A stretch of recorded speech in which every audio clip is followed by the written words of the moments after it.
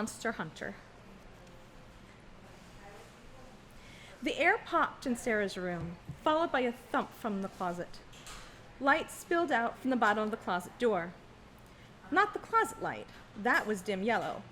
This light flashed, dazzling sparks of pink and blue and purple. All right, the lights flashed, dazzling sparks of pink and blue and purple. Another portal. She rubbed the sleep from her eyes and tried to slow her racing heart.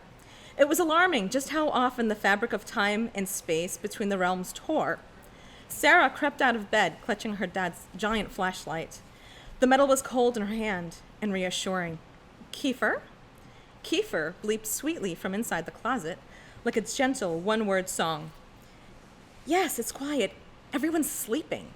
She sighed and lowered the flashlight.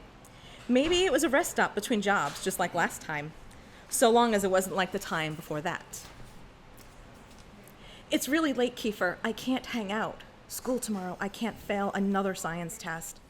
Last time was her own fault. Too much Fortnite. She glanced at her PlayStation and sighed. She'd just gotten it a few weeks ago for her 10th birthday. No way she'd survive a month without it. The lights fizzed out as the portal closed. Only the moonlight illuminated the bare wood floor. A sob slipped through the door. Sarah sighed. You can come back during the summer, okay? You can ride in my backpack again.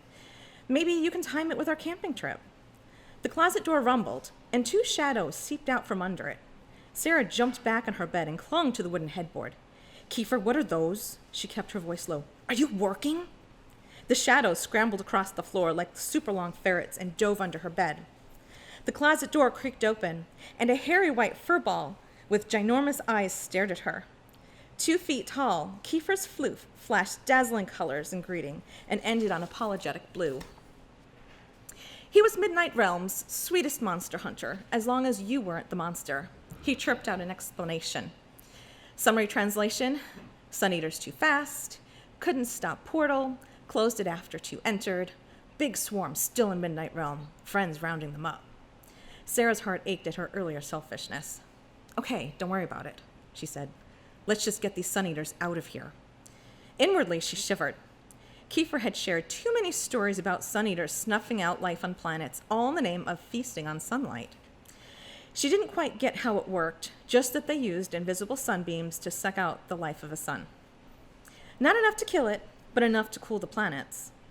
3 worlds ruined, Midnight Realms being the first, and Kiefer and his friends saved countless others.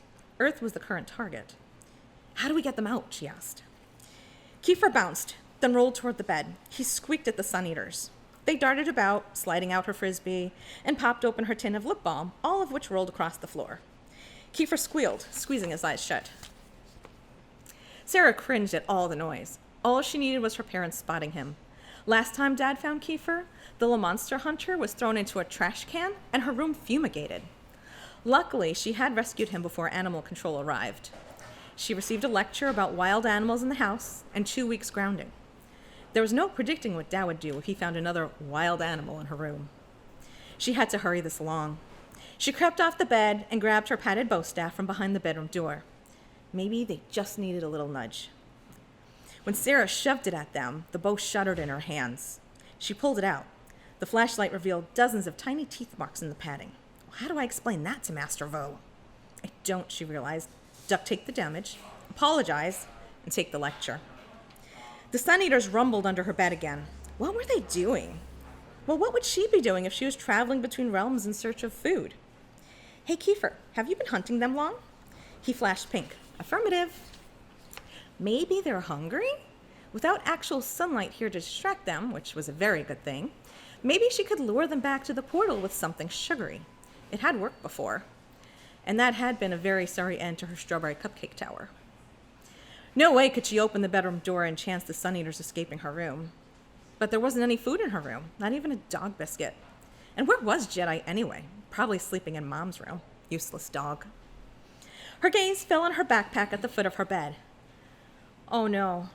The only food in there was the cherry laptop stashed in her science textbook. Her reward for when she finished her study guide. This better work. No way I'm losing my candy and my games. Sarah retrieved the book from the backpack and opened it to the sweet scent of cherry. She breathed deeply.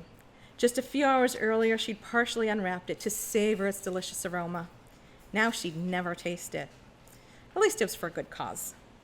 The Sun Eaters thumped the underside of her bed. Just you wait a minute.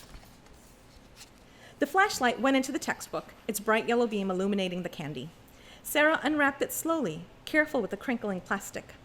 Finally, she waved the unwrapped candy over the edge of the bed. The shadows slithered around her shoes, knocking them aside. Ready, Kiefer? Blink, blink. Go! Sarah threw the lollipop toward the closet. It skipped across the floor like a stone across a pond. The Sun Eater shot after it, two dark blobs in the semi-darkness. Kiefer squealed and bounced after them. Sarah shut the closet door. Too hard. Her heart pounded as she heard Mom's door open and the creak of the loose floorboard in the hallway. She barely made it back under the covers when her door opened. Sarah, it's midnight. What are you... Mom strode in and lifted the textbook and the flashlight. She closed the book and put it on top of the backpack. Sleep, little miss. Sorry, Mom. You can study over breakfast. She had to get her mom out.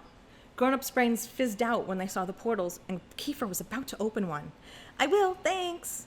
Mom watched her for a minute. I'm sleeping here. Mom laughed, then kissed her on the forehead and left, closing the door softly behind her.